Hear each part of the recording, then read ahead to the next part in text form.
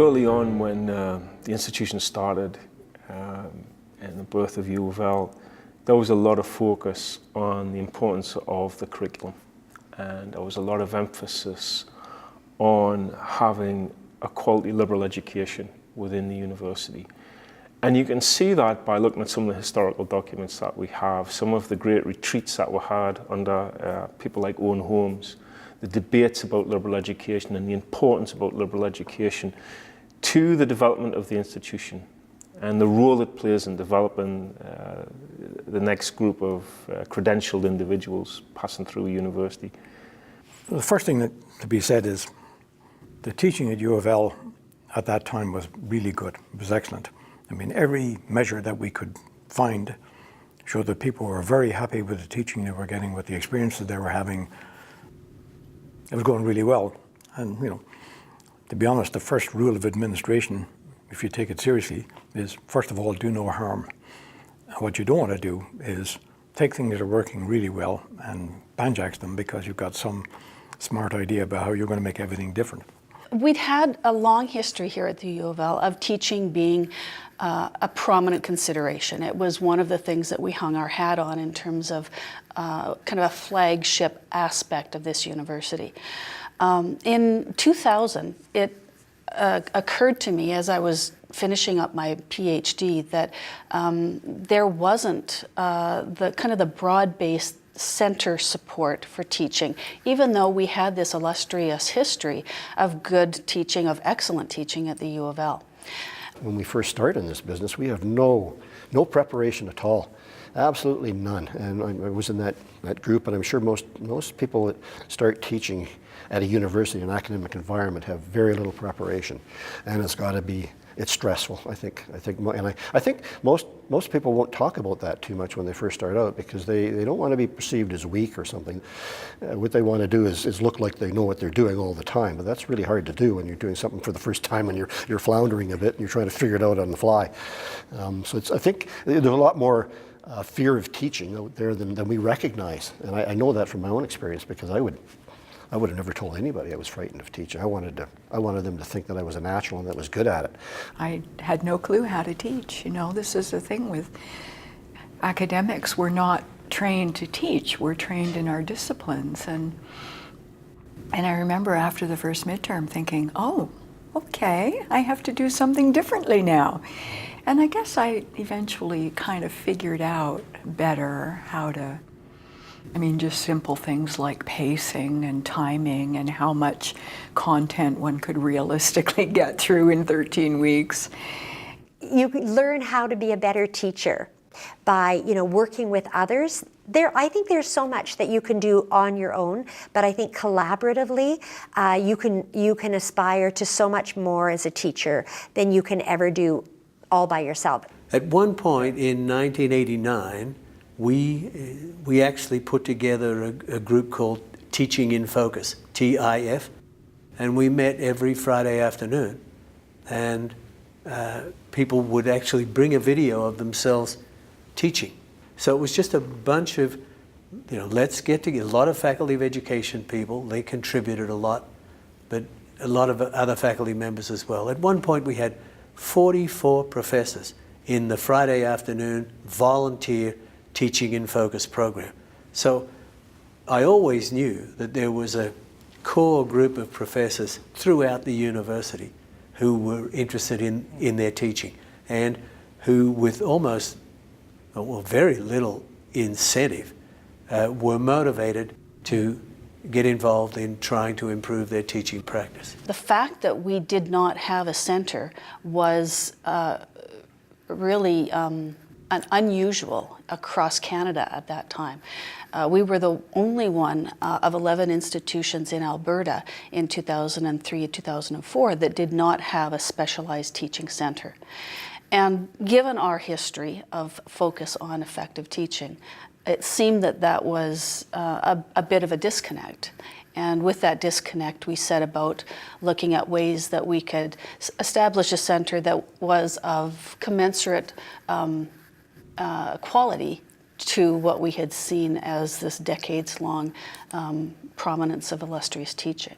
Pam Adams and I literally, we just went ahead and decided to draft up what a teaching centre might look like in the University of Lethbridge. If we could establish a teaching centre based on all the principles that we'd been developing through experience, then maybe, you know, this would be something that would be of great benefit to the university. And came up with this proposal. We thought it was brilliant. It was very rough.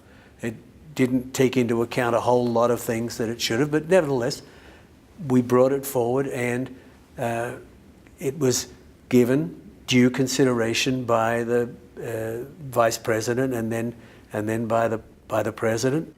In terms of the development of the teaching centre, it was actually via Dave Townsend and Pamela Adams that I first was made aware of the need within the university. Dave Townsend invited me out for a coffee. I think I'd just taken on the role of Vice President Academic, 2007, somewhere in there. Might have even been Associate Vice President Academic at that stage.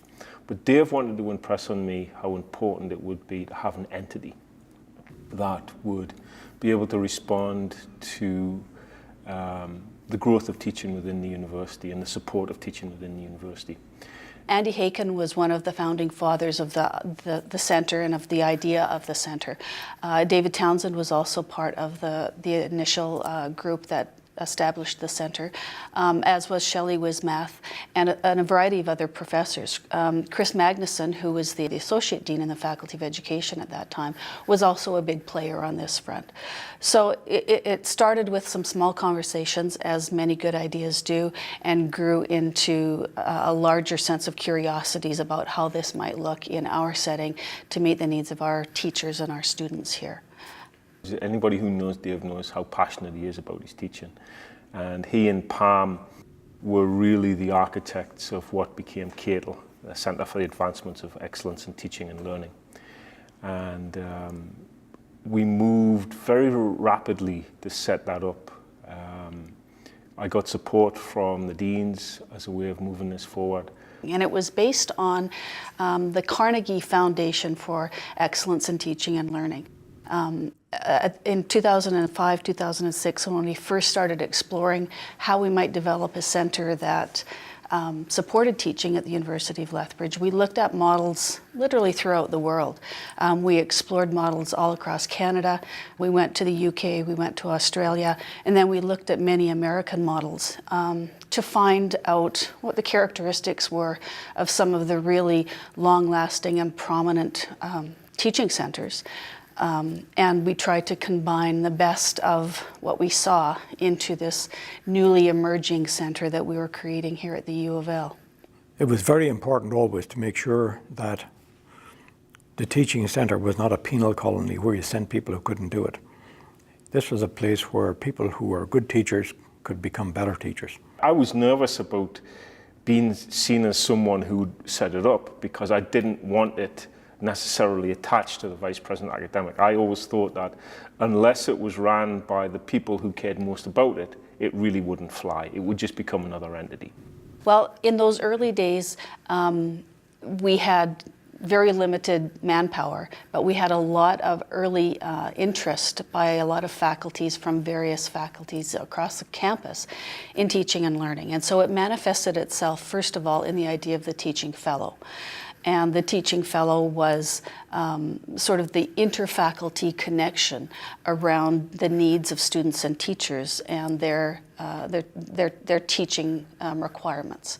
I've seen so many passionate teachers since I've been Board of Governors chair in the instructional skills workshops, but also in our committee meetings, and everybody has something to offer. You just want them to know that they are supported in the work that they're doing, and that people beyond their small group on campus really want to support what they're doing.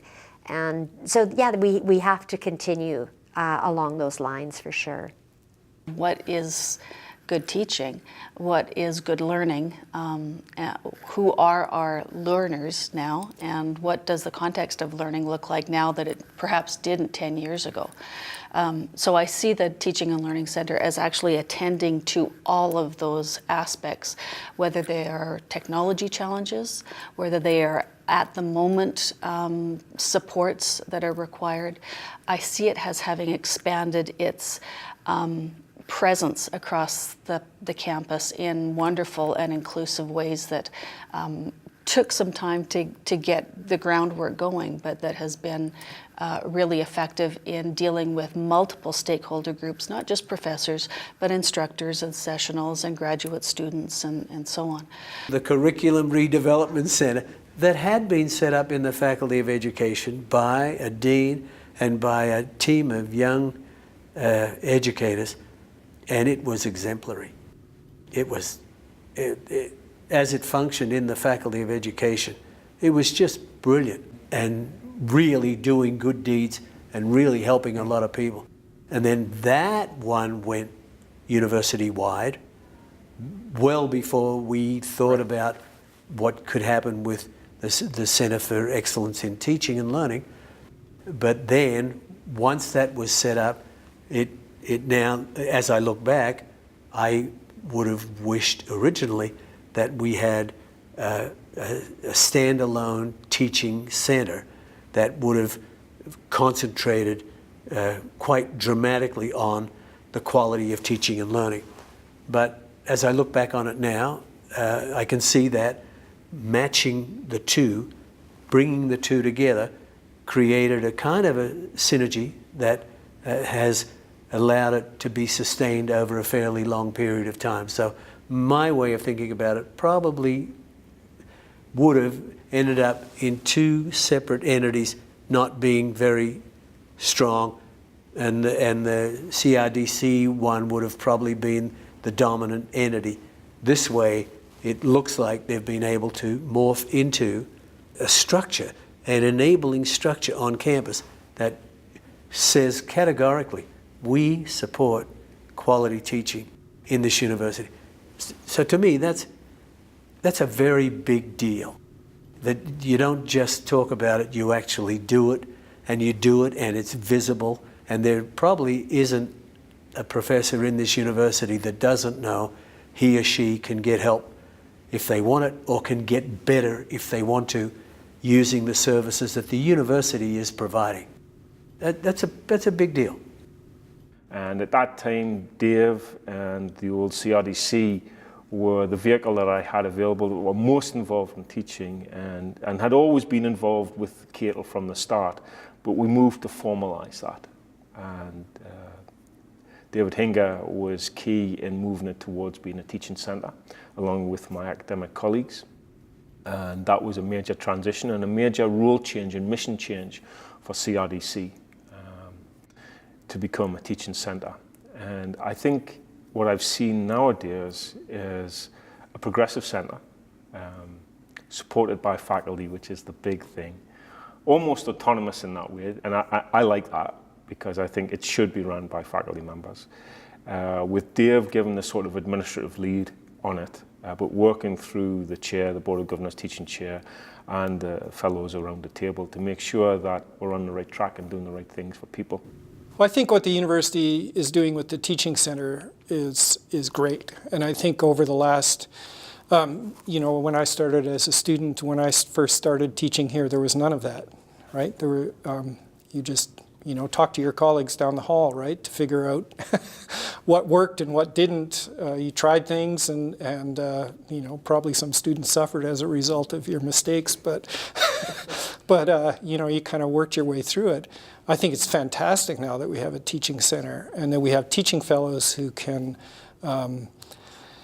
share their wisdom, share their stories, help out, get excited about teaching and spread the word. So I think as long as that energy is there and continues to expand, I think we're on a good path. I think that they need to talk to their colleagues, and they need to talk to people who teach similar kinds of courses, whether it's social sciences or humanities or arts or the sciences, whatever, and find out what's successful, that they go and sit in classrooms, of their colleagues. They utilize the teaching center. I mean, we spent years and years and years on this campus trying to get a teaching center because we would bring new faculty in and we would try to mentor them, but there wasn't always the time.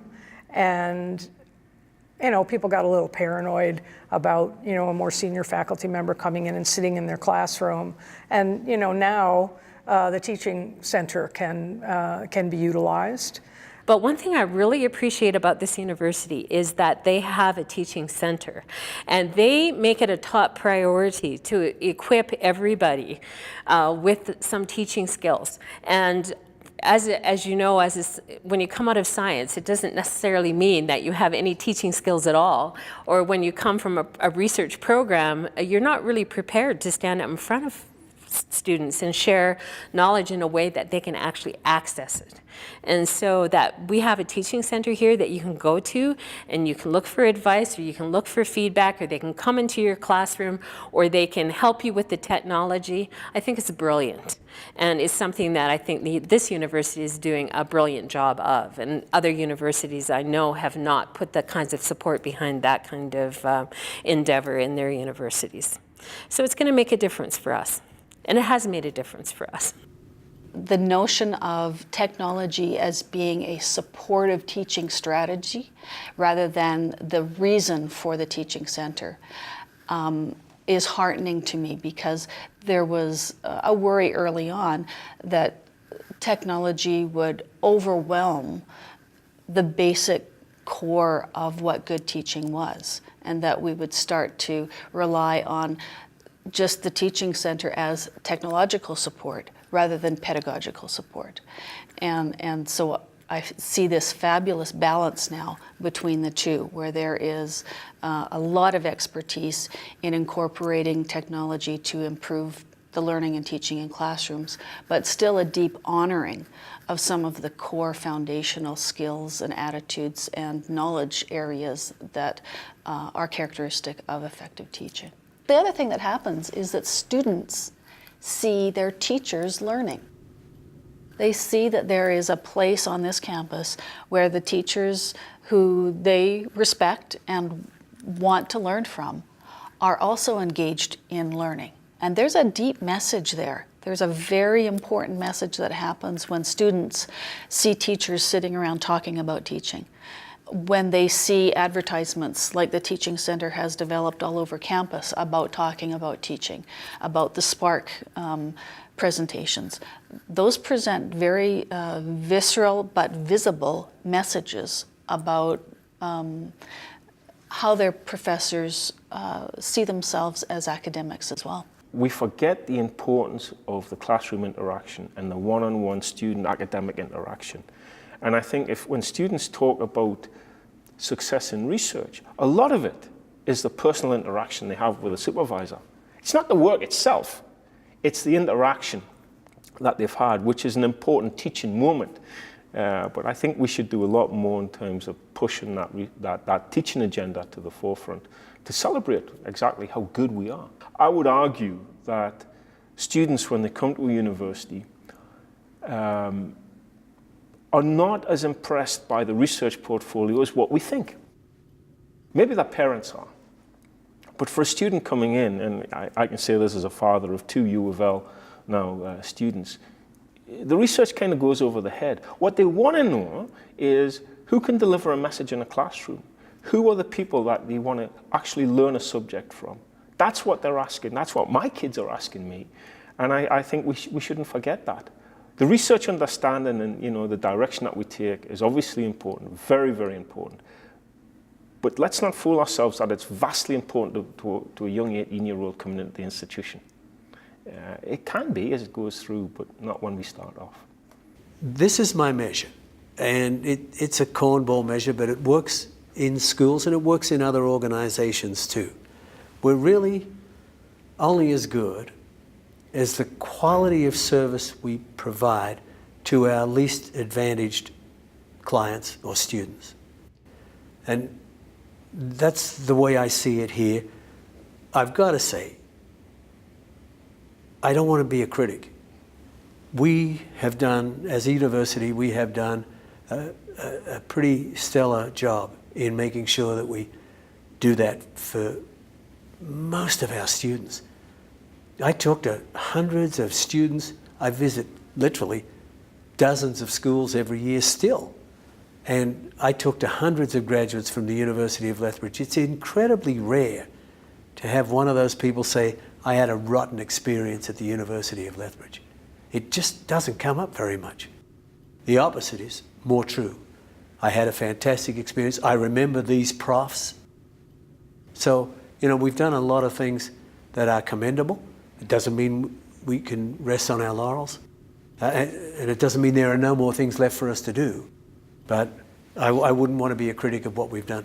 I really think that we were unbalanced as we went through the early 2000s. We were pushing hard in one direction. And I think what we've done since is to try and rebalance that wheel a bit more. Are we totally there? No. I think there's more we need to do to support teachers on this campus, support each other on the campus. Yeah, I think we are on the right track about balancing research and teaching. I think we value both of those things quite highly. And so that's really, really important. So I think we want to be in a place where we can value the research and make sure that researchers have the time to do that work, because they need something to actually be able to teach, right? So it's just, you know, you need to be doing that work. That's a key part of the job, and we recognize that. But we also encourage teaching. And it's not an environment where you're going to be bragging about being a poor teacher or not caring about your teaching or not doing the work in the teaching or not, you know, thinking about your assignments. You know, that culture isn't here. Our culture is very much a culture where we're proud of teaching, and we continue to encourage that. And again, a better conversation about the integration of research and teaching is likely something that needs to be had. But I'm excited about people actually running with the ball of the scholarship of teaching now, and talking openly about the scholarship of teaching as part of their work, as part of their annual efforts that they're putting forward for evaluation. I think that's a very exciting development. So I think we've gone through a complete cycle. From where we started, moved away, come back, and I think we're beginning to understand what a balanced institution looks like. Not fully there, still investments to be made on many fronts, including in some research areas. But I think we have a better handle on what we want.